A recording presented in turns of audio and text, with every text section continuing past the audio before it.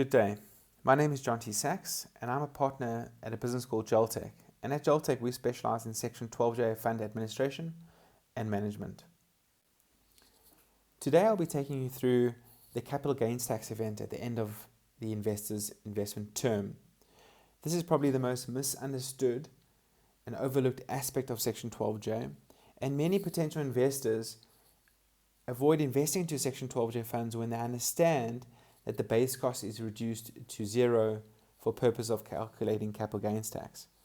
As a result, their understanding is that the entire tax benefit is more of a deferment or a delay as opposed to an actual tax benefit.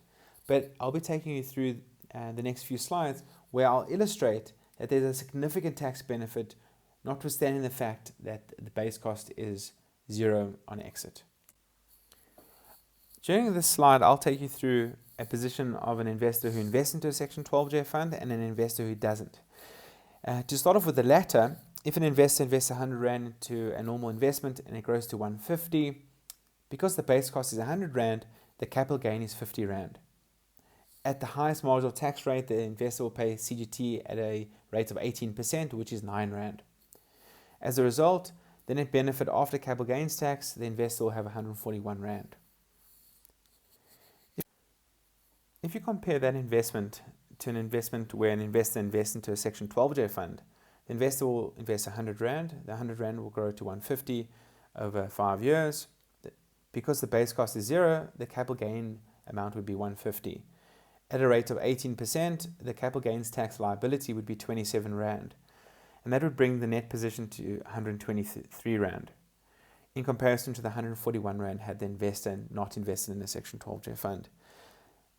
Many potential investors make the mistake comparing the 141 to the 123, and they fail to take in consideration the fact that actually they should be adding the 45 Rand refund, which an investor in the highest marginal tax rate would have received. So the 123 plus the 45 would bring the net position to 168 Rand in comparison to the 141. In addition, the 168 Rand ignores the time value of money having received the 45 Rand up front. But if you ignore the time value of money and compare like for like, the ordinary investment returns 7% as an IRR, where the 12-year investment returns 17%, which is more than double. To give even a more simpler example, if we had to take the scenario where the investment has been made, but there's zero growth in the investment, the following would occur. Under the ordinary investment, 100 Rand would be invested. After 5 years, it would be worth 100. Because the base cost is 100, there's no capital gain, and as a result, no capital gains tax. With the 12J, investor invests 100 Rand. After 5 years, it's worth 100 Rand. The base cost is obviously zero, and the capital gains would be 100 Rand. As a result, the investor would have a CGT liability at 18%, which would be 18 Rand. So if you take the 45 Rand, which the investor received up front, less the 18 Rand capital gains tax liability, the net position of the investor would be 27 Rand. And as this 27 Rand or 27%, which is an arbitrage which Section 12J offers, where the investor invests and only receives his or her investment back and there's no growth. So there's a significant benefit by just investing into 12J.